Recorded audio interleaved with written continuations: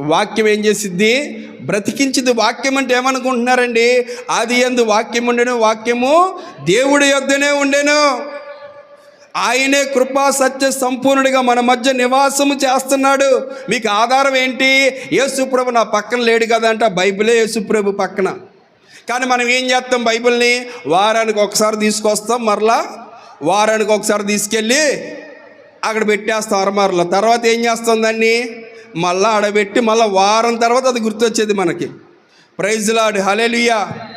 అమ్మ, దావీదు గారు అలా లేడు. దివారాత్రులు ఆ వాక్యాన్ని ధ్యానించిన వాడు నీటి కాలవన ఓరన నాటబడిన వాడై తన కాలమందు ఫలాన్నిచ్చే చెట్టు వలె ఉంటాడంట. ఎలాగుంటాడు?